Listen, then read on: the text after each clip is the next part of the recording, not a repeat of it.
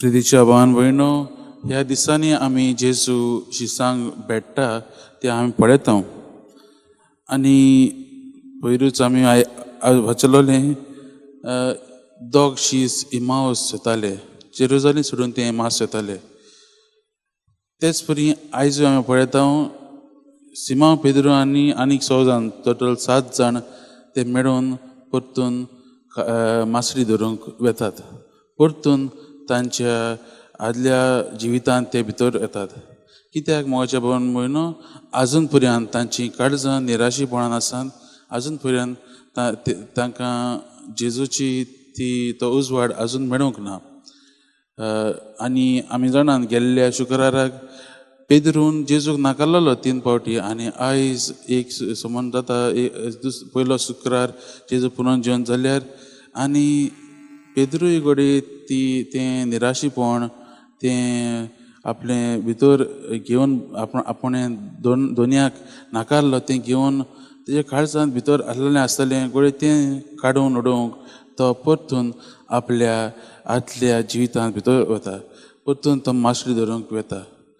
म्हजे वन जेन्ना आमी देवा सुशेलीं पयस वतात तेन्ना न्हू आमच्या जिवितांतूय कांयच बरें जायना. आनी आमी आयज एक उदाहरण पळयतात तें म्हणल्यार जेन्ना हे शीस पेद्रू आनी ताचे शीस मासरी धरूंक वेतात तांकां कांयच पळोवना.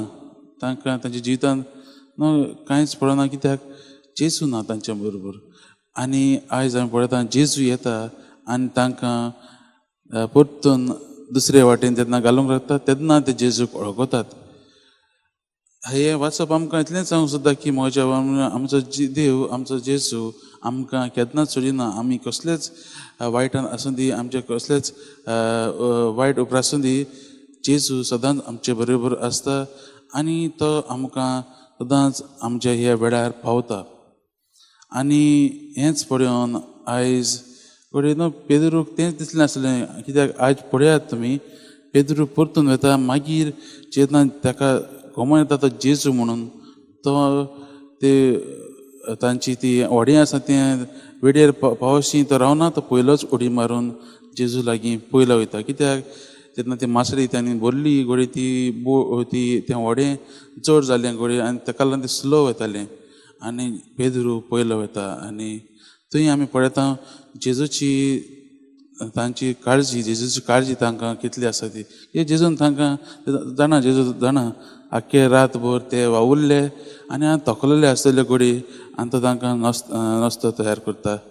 मोगाच्या भावान भयणो, हे जे शीस निराशीपणान आसले जेन्ना जेजू तांकां भेटता तांचें जिवीतूच आख्खें बदलता. आनी आमी तें पयले वचपांनी पळयलां पेद्रू आनी जुआंव. ह्या दिसान तीनूय दीस आमी 2 दीस आदी जाल्ली मिलाग्रूच पळयता. आनी आयज आमी पळयलां हे शीस जे भिरांतीन नासले, देवाचे भिरांतीन आसले, आयज हे पयले वाचून पळयतात ते जेजूचें नांव परगटूंक त्या जाणट्यां मदें ते भियेनात.